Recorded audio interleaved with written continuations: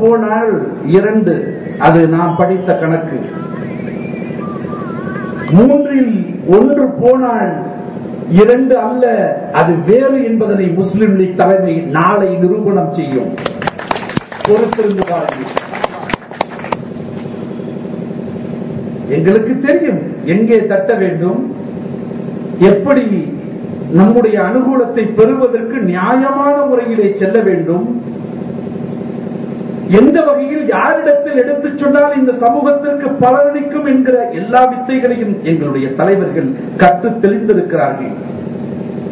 வீண் ஆடம்பர வேட்கையிலே இறங்கி விமர்சனம் தேடிக்கொண்டு, விளம்பரம் தேடிக்கொண்டு, ஏதோ நானும் இந்த சமுதாயத்திற்காக உழைக்கிறேன் பார் என்று கச்சை கட்டிக்கொண்டு சாலை மறியல் செய்வதிலும், ஆர்ப்பாட்டம் செய்வதிலும், போராட்டம் செய்வதிலும் வேண்டுமானால் இன்றைக்கு டிவிக்களிலும் மீடியாக்களிலும் வெளிவந்து நாளை மறுநாள் ஆகா நம்முடைய சமூகத்திற்காக குரல் கொடுப்பதற்கு நம்முடைய சமூகம், நம்முடைய இந்த அமைப்பினுடைய சகோதரர்கள் தானே வீதியிலே இறங்கி போராட்டம் நடத்துகிறார்கள், இப்படியா முஸ்லிம் லீக்கெல்லாம் செய்கிறது என்று வேண்டுமானால் விளம்பரம் தேடிக்கொள்ளலாம். அந்த விளம்பரத்தை வைத்து வசூல்களும் செய்யலாம். உங்களுடைய இலக்கு என்ன என்பதனை இந்த சமுதாயம் ஒவ்வொரு நாளும் கண்காணித்துக் கொண்டே வருகிறது. ஆனால் முஸ்லிம் லீக் அப்படி அல்ல. வெளியிலே இறங்கி போராட்டம் நடத்தித்தான் பெற வேண்டும் என்கிற அவசியம் எப்பொழுது வருகிறதோ அப்பொழுது ரோட்டிற்கு வரும். ரோட்டிற்கு வந்துவிட்டால் வீட்டிற்கு திரும்ப செல்லாது. அந்த உணர்வினை பெற்ற பேர் இயக்கம் முஸ்லிம் லீக். ஆனால் ரோட்டுக்கு வருவதற்கு முன்பதாக இது அவசியம் தானா? இந்த நிலைக்கு நாம் வந்துவிட்டோமா? எல்லா விதமான அடித்தள முயற்சிகளையும் செய்து முடித்து விட்டோமா? அப்படியெல்லாம் முடித்துவிட்ட பிறகுதான் நமக்கு கிடைக்கவில்லையா? கடைசி இலக்கு போராட்டம் தானா? இறங்குவோம் என்கிற முடிவுக்கு வரக்கூடிய இயக்கம். ஒருவருக்கு சாதாரண உடல்நிலை மோசம் என்று சொன்னால் பெனடால் தருவார்கள், பாராசிட்டமல். இல்லையா ஆன்டிபயோட்டிக் தருவார்கள். இல்லையா இன்னும் கொஞ்சம் அதிகமான டோஸ் என்ன தர வேண்டும் அதையும் செய்வார்கள். அதுவும் போதாது என்கிற நிலையிலே நோய் அதிகரிக்கிறதா, அதனை விட்டு கவனிப்பார்கள் மருத்துவர்கள். பல்வேறு ஆராய்ச்சியிலே இறங்குவார்கள். கடைசி இலக்காக நினைப்பார்கள் இது ஆபரேஷன் செய்யப்பட வேண்டும், இது அறுவை சிகிச்சைக்கு உரியது என்று எண்ணுவார்கள். அந்த அறுவை சிகிச்சைக்கு உரியது என்று எண்ணிவிட்ட பிறகு கூட இன்னும் 2 மருத்துவர்களிடத்திலே உங்களுடைய அபிப்பிராயம் என்ன என்றும் கேட்பார்கள். அப்படியெல்லாம் கேட்டுவிட்ட பிறகுதான் அந்த அறுவை சிகிச்சையே நடைபெறும் என்பதனை நாம் வழக்கத்திலே பார்த்துக் கொண்டிருக்கிறோம். நம்மில் பல சகோதரிகள் பாராசிட்டமல் கொடுத்து முடித்து விடலாம் என்கிற நிலையிலே கூட நேரடியாக அறுவை சிகிச்சைக்கு போக வேண்டும் என்று எண்ணுகிறார்கள். எந்த விஷயத்தை எப்படி அணுகினால் எதனை நாம் பெற முடியும், அனுகூலமாக ஆக்க முடியும் என்கிற நிலைப்பாடு இருந்தும் கூட எடுத்தெடுப்பிலேயே போராட்டம், வீதிகளிலே ஆர்ப்பாட்டம், சாலை மறியல்,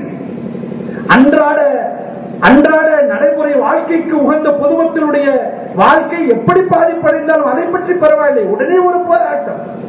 அந்த போராட்டத்தை பார்த்த உடனே காவல்துறை அதிகாரிகள் விதிமுறைகளை மீறி வருகிறார்கள் என்கிற காரணத்தினாலே அடக்கி பார்ப்பார்கள். இவர்கள் அடங்க மாட்டார்கள். ஏதோ பெரிய உரிமையை பெறுவதற்காக தியாகம் செய்வதை போல முன்னெடுத்துக் கொண்டு வருவார்கள். அவர்களை காவல்துறை அதிகாரிகள் சிறையில் அடைப்பார்கள். இவைகளெல்லாம் போட்டோக்கள் மீடியாக்கள் வெளியிடும். நம் சமூகத்திலும் ஆகா இப்படியெல்லாம் தியாகம் செய்யக்கூடியவர்களாக இருக்கிறார்கள் என்று இந்த போட்டோக்கள் எல்லாம் ஆல்பமாக வடிவமைக்கப்பட்டு ஊர் ஊராக நாடு நாடாக வசூல்களுக்கு செல்லக்கூடிய ரகசியம் பல பேருக்கு தெரியாது. இவரெல்லாம் ஒருபுறம் இருக்கட்டும். நான் கேட்கிறேன், அரசியல் வரலாற்றில் இந்த நாட்டில் இந்த சமுதாயத்திற்கு கிடைக்கப்பெறக்கூடிய உயிரிழைய பிரச்சனைகளுடைய தீர்வுகள், இன்றைக்கு சொல்லப்பட்டுக் கொண்டிருக்கக்கூடிய போராட்டம் ஆர்ப்பாட்டம் என்று சொல்லிக் கொண்டிருக்கக்கூடியவர்கள், அந்த காரியங்களில் ஈடுபட்டுக் கொண்டிருக்கக்கூடியவர்கள், அந்த காரியத்தை விளம்பரமாக்கி தங்களுடைய இலக்கு எதுவோ எதை வளர்க்க வேண்டுமோ அதை வளர்த்துக் கொண்டிருப்பவர்கள், இவர்கள் பதில் சொல்லட்டும். இந்த சமுதாயத்தினுடைய எந்த உயிரிழைய பிரச்சனைகளுக்காவது உங்களுடைய போராட்டம் ஒரு தெளிவான தீர்வினை தந்ததாக சொல்ல முடியுமா? சட்டப்பூர்வமாக இதனை சாதித்திருக்கிறோம் இந்த நாட்டில் என்று பிரகடனம் செய்ய முடியுமா? முடியாது. வேண்டுமானால் இன்றைக்கு ரேஷன் கடையிலே மண்ணெண்ணெய் கிடைக்கவில்லை, ஒரு போராட்டம், அடுத்த நாள் கிடைத்திருக்கலாம். சாலை மறியல் செய்து ஒரு கடை எரிக்கப்பட்டது அல்லது யாராவது தாக்கப்பட்டால் அதற்கு சரியான ஒரு தீர்வு தேட வேண்டும் என்கிற வகையிலே ஒரு சாலை மறியல் செய்திருக்கலாம். உடனே காவல்துறை அதிகாரிகளுக்கு தகவல்கள் தரப்பட்டு அந்த காரணத்திற்கு காரியத்திற்கு உட்பட்டவனை கைது செய்திருக்கலாம். இவைகளெல்லாம் சர்வசாதாரணமாக ஆங்காங்கே நடந்து கொண்டிருக்கக்கூடிய ஒன்று. அதை நான் தவறு என்று சொல்லவில்லை, கொச்சைப்படுத்தவில்லை. நான் கேட்கிறேன், இந்த சமூகத்திற்கு தலைமுறையாக பயனளிக்கக்கூடிய வகையில் ஒரு அபாயம் நேர்ந்துவிடக் கூடாது என்கிற அந்த சூழ்நிலைக்கு ஏற்ப சட்ட ரீதியாக சட்டப்பூர்வமாக உரிமையை தேடி தந்த ஏதாவது ஒரு காரியத்தை முஸ்லிம் லீக்கை தவிர வேறு யாரும் செய்ததாக துணிச்சலோடு சொல்ல முடியுமா? நான் சொல்லுகிறேன், கட்டாய திருமண பதிவு சட்டம் என்று வந்தது. தமிழ்நாடு அரசு அதை செயல்படுத்தியது. நாம் அதனை எதிர்க்கவில்லை. ஆனால் அதே நேரத்தில் காலம் காலமாக ஷரியத்தை பின்பற்றி வாழக்கூடிய நம்மவர்கள் ஜமாத் ரீதியிலான இந்த கட்டாய திருமண ஜமாத் ரீதியிலான நிக்காஹ் பதிவு என்பது பாதிக்கப்படக்கூடிய வகையிலும் அதை நிலைநிறுத்தப்பட முடியாத ஒரு சூழ்நிலையிலும் இக்கட்டான ஒரு காலகட்டத்திற்கு உள்ளாக்கப்பட்டு யாரை வேண்டுமானாலும் திருமணம் செய்து கொண்டு எங்கே வேண்டுமானாலும் ரிஜிஸ்டர் செய்து கொண்டு எப்படி வேண்டுமானாலும் தன்னுடைய வாழ்க்கையை அமைத்துக் கொள்ளலாம் என்று சொன்னால் கட்டுக்கோப்பாக இந்த சமுதாயம் பேணி வரக்கூடிய இந்த நடைமுறை சீரழிந்து விடும் என்கிற அபாயம் ஏற்பட்டது. இன்றைக்கு ஒரு பெண் பார்க்கப்படுகிறது என்று சொன்னால் அந்த ஜமாத் முழு பொறுப்பேற்கிறது. ஒரு மாப்பிள்ளை பார்க்கப்படுகிறது என்று சொன்னால் அந்த ஜமாத் முழு பொறுப்பேற்கிறது. நிக்காவின் போது கேட்கக்கூடிய வழக்கம் இன்னமும் இருக்கிறது. ஊர் ஓலை வாங்கி வந்திருக்கிறீர்களா? ஜமாத் பார்க்கும் இந்த பெண்ணுக்கு முறையான பாதுகாப்பு தன்மையோடு வளர்ந்த வளர்ச்சி இருக்கிறதா? பெற்றோர்களுடைய ஒப்புதல் இருக்கிறதா? இதுதான் முதல் திருமணமா அல்லது ஏற்கனவே திருமணமாகி விதவையாகி இருக்கிறவரா? விதவையாக இருந்தால் எல்லா கடன்களும் எல்லா சரியான செயல்பாடுகளும் செம்மையாக நிறைவேற்றப்பட்டிருக்கின்றனவா? அதே போல ஒரு மாப்பிள்ளை என்றால் இந்த மாப்பிள்ளைக்கு முதல் கல்யாணமா இரண்டாம் கல்யாணமா பெற்றோருடைய சம்மதத்தோடு நடைபெறுகிறதா?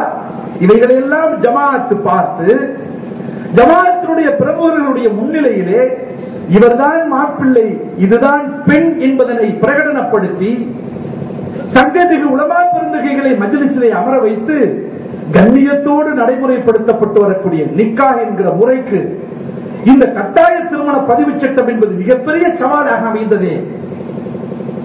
இதனை முறையாக முதலமைச்சரிடத்திலே எடுத்துச் சென்று யார் யாரிடத்தில் எப்படி அணுகி சட்டப்பூர்வமாக இதற்கு ஒரு தெளிவான சூழ்நிலையை கொண்டு வர வேண்டும் என்று ஆலோசனைகளை முறையாக எடுத்து வெற்றிகரமாக ஆக்கி தந்த இயக்கம் முஸ்லிம் லீக் இயக்கம். சென்ற ஆகஸ்ட் 28ஆம் நாள் அரசே ஆணை பிறப்பித்தது. கட்டாய திருமண பதிவு சட்டத்தில் முஸ்லிம்கள் காலம் காலமாக செய்து வந்த ஜமாத் முறையான நிக்காஹ் பதிவு என்பதே அரசு பதிவாக ஏற்றுக்கொள்ளலாம் என்கிற அரசு ஆணை ஜிஓ வெளியிடப்பட்டது என்று சொன்னால் நம்முடைய ஷரியத்தினுடைய பாதுகாப்பிற்கு தலைமுறையாக நாம் வெற்றி தலைகுனிந்து விடக்கூடாது என்பதிலே உயிரிழைய பிரச்சனையாக இருந்த இதற்கு சரியான தீர்வளித்த இயக்கம் முஸ்லிம் லீக் இயக்கம். சமச்சீர் கல்வி பாடத்திட்டம் வந்தது. காலம் காலமாக நடைமுறைப்படுத்தப்பட்டு வந்த உருது அரபி மொழிகள் தூக்கி எறியப்பட்டன. இந்த பாடத்திட்டத்திற்குள்ளாகவே கொண்டு வரவில்லை. போராட்டம் நடத்தினோமா? முறையாக எடுத்து வைத்தோம். நாங்கள் படித்த ஓரியண்டல் சிலபஸிலே படித்த அரபி பாடங்கள் இதிலே இல்லை. உருது மொழியையே தாய்மொழியாக கொண்டு வாழ்ந்து கொண்டிருக்கக்கூடிய நம்முடைய சமுதாயத்தின் சில பகுதிகளை சார்ந்தவர்கள், நான் நாடாளுமன்ற உறுப்பினராக இருக்கக்கூடிய அந்த பகுதி, நாட்டார்காடு பகுதி, வேலூர் பகுதி, அந்த பகுதியிலே உருது பேசவில்லை என்றால் நீ முசல்மானே அல்ல என்று சொல்லிவிடுவார்கள். அந்த அளவிற்கு அந்த மொழியின் மீது ஈடுபாடு உண்டு. அவர்கள் படித்துக் கொண்டிருந்த படிப்பில் உருது அறவே இல்லை என்கின்ற நிலை எடுக்கப்பட்டு விட்டது. உருதுவை மொழியாக கொண்டு பயிற்றுவித்துக் கொண்டிருக்கக்கூடிய பள்ளிக்கூடங்களுடைய எண்ணிக்கை 485. அத்தனை கல்விக்கூடங்களும் நம்முடைய சமுதாயத்தவரால் நடத்தப்பட்டு வந்து கொண்டிருக்கக்கூடிய கல்விக்கூடங்கள். இது இல்லை என்று சொன்னால் 3000க்கும் மேற்பட்ட அந்த ஆசிரியர்கள் எல்லாம் பணியிழந்து போவார்கள். சில ஆண்டுகளுக்கு பிறகு இந்த பள்ளிக்கூடங்கள் எல்லாம் இழுத்து மூடப்பட வேண்டும். ஒரு குறிப்பிட்ட காலத்திற்கு பிறகு அரபி மொழியும் உருது மொழியும் பாடத்திட்டத்தில் அறவே இல்லாத காரணத்தினாலே மக்கள் அதனை மறந்து போய் இந்த சமூகம் அந்த மொழியை பற்றியே எந்த விதமான விழிப்புணர்வும் இல்லாமல் போய்விடுவார்கள். இந்த கவலையை சென்ற டிசம்பர் 11ஆம் நாள் அன்று சென்னை தாம்பரத்திலே நடைபெற்ற முஸ்லிம் லீக்கினுடைய மாநில மாநாட்டிலே அழுத்தம் திருத்தமாக எடுத்து வைத்தோம். இந்த மொழியினுடைய அவசியம் எப்படிப்பட்டது என்று சொன்னோம். 500 மதிப்பெண்கள் கொண்ட இந்த பாடத்திட்டத்தை சுப்ரீம் கோர்ட் வரையிலும், டெல்லியிலே இருக்கக்கூடிய உச்ச நீதிமன்றம் வரையிலும் வடக்காக எடுத்து சென்று தமிழ்நாடு அரசுக்கு சாதகமான தீர்ப்பு வந்திருக்கிறது. எனவே சுப்ரீம் கோர்ட்டுடைய தீர்ப்பு வந்துவிட்ட பிறகு இதிலே மாற்றம் செய்வதற்கு இடமில்லை என்று மிக எளிதாக சொல்லிவிட்டு இருந்திருக்கலாம். அப்படி இல்லை. தமிழக முதல்வர் அவர்கள், துணை முதல்வர் அவர்கள் கனிவோடு கரிசனத்தோடு இந்த சமுதாயத்தினுடைய அந்த உள்ளுணர்வை புரிந்து கொள்ளக்கூடிய வகையிலே நம்முடைய கோரிக்கையை முழுமையாக ஏற்றார்கள். ஏற்றுவிட்டு சொன்னார்கள், சமச்சீர் கல்வி பாடத்திட்டத்தில் உருதுவும் அரபியும் சேர்க்கப்படக்கூடிய எல்லா அணுகுமுறைகளையும் இந்த அரசு மேற்கொள்ளும் என்று சொன்னார்கள்.